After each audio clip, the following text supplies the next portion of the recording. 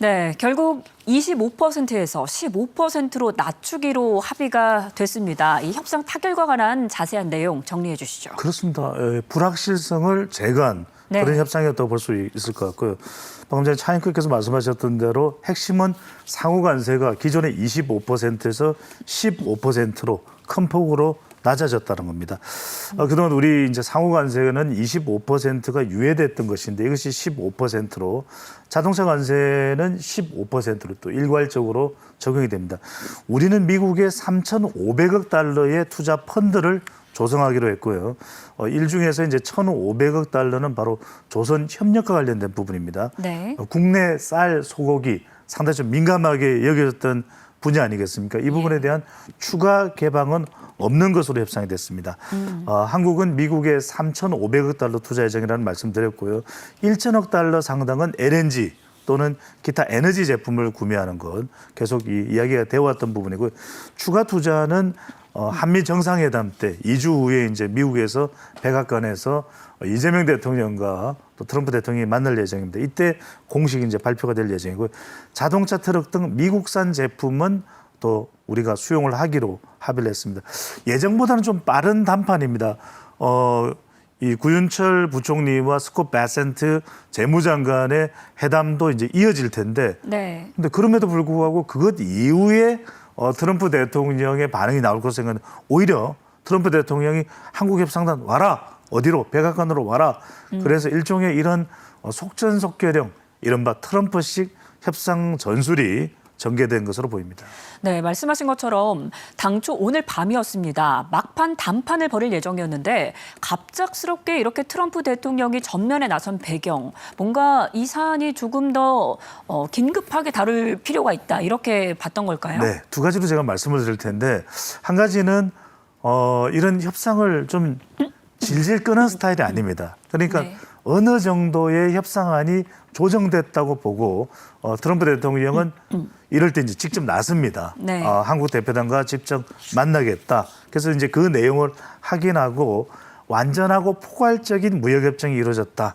기쁘게 합의를 한다. 네. 이렇게도 이야기를 했고요. 또 트럼프 대통령이 이재명 대통령과 정상회담을 하겠다. 이 발표도 있었거든요. 심지어는 새 대통령 당선을 축하한다는 메시지도 전달을 했습니다. 네. 또 하나가 이제 이것을 더 끌지 않았던 이유는 바로 이 김정관 산업통상자원부 장관이 스코틀랜드의 텀베리까지 러터닉 상무장관을 따라갔거든요. 네. 이게 상당히 감동적이었습니다. 그러다 보니 트럼프 대통령이 아이고 이거 바쁜 이 한국의 협상단을 우리가 자꾸 이리저리 이렇게 데리고 다닐 일이 아니다. 네. 일종의 뭐 외교적 또 에티켓이라고 할까요? 이런 부분에서도 이제 작동했을 수도 있는 것이고 또 구윤철 경제부총리가 미국으로 가서 계속 쉴 새 없이 미 상무장관과 또 무역 협상을 했습니다. 미국은 스콧 베센트 또 러터닉 상무장관 제임슨 거리의 USTR 대표가 있거든요. 계속 연쇄적으로 합니다.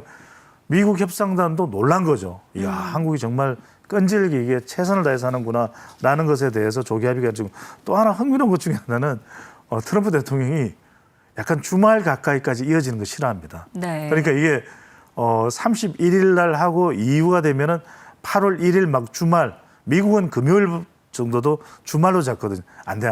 빨리 좀 하자. 이것도 좀 영향을 준 것으로 보입니다.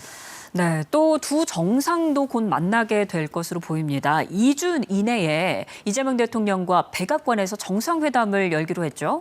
이게 매우 중요합니다. 네. 왜냐하면 트럼프 대통령이 한국을 사실 중요하게 생각하는 거예요. 이재명 대통령과 함께 한번 이 협상 타결 좀 이런 축하 기념 자리를 만들자 이런 성격도 있는 것 같아요. 네. 그리고 계속 우리가 정상회담 날짜를 마크 루비오 이제 국무장관을 통해서 타진해 왔습니다.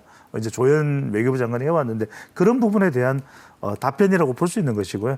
3,500억 달러 투자가 약속됐는데 이걸 이제 한국 정도가 되면 딱 이제 한번 행사를 하기에 너무 좋은 거죠. 그런 부분들에 이제 이재명 대통령이 미국을 방문했을 때 왜냐하면 그럼 뭐 그런 내용들은 일본하고는 안 하느냐, EU하고는 안 하느냐 생각하시면 우리는 또 다른 내용들도 있습니다. 바로 이제 이 동북아 정세에 있어서 북한과의 관계, 중국과의 관계 이런 것도 상당히 중요하고요. 또 더군다나 올해 있을 11월에 바로 이 APEC 바로 정상회의에 또 주최국이 바로 대한민국입니다. 그러니까 이런 부분들에 대해서 여러 논의를 하면서 좀 트럼프 대통령도 새 정부가 들어서고 나서 바로 직접적인 만남이 없지 않습니까? 정상회담이. 바로 이 부분의 문제도 이시바 시게루 총리는 또 여러 차례 만난 적이 있습니다. 그래서 이런 부분들인데 상당히 우리로서는 고무적입니다. 저는 이제 기대하건대 그렇게 될 가능성이 매우 높은 게 트럼프 대통령이 이재명 대통령과 만나는 백악관 자리에서 기꺼이 APEC에 가겠다. 네. 저는 이럴 가능성이 상당히 높을 것으로 전망을 드리는 겁니다. 오. 그렇게 되면요. 상당히 한미 관계가 끈끈해지면서 네. 이게 8월 15일에 이재명 대통령의 또 뒤늦은 취임식, 임명식과도 연계될 수 있거든요. 상당히 어떤 고무적인 일정들이 기다리고 있는 것으로 보입니다. 예, 이재명 대통령은 곧바로 큰 고비 하나 넘겼다라면서 SNS에 곧바로 글을 게시했습니다. 한미 동맹이 더 굳건해지는 계기가 될 것이다 이렇게 밝혔습니다. 그렇죠. 협상이 됐습니다. 네. 그동안의 의구심들을 다 깔아앉히는 것이고 어떻게 보면 이재명 대통령이 전면에 나서지 않고 전략적 침묵을 유지한 것이 더 효과적이었다. 이렇게 이제 판가름이 난 겁니다. 네. 관세 협상이 타결됐기 때문에 또 국익을 최우선했다. 이거 상당히 중요한 게 뭐 소고기도 안 들어갔고 농산물도 안 들어갔거든요.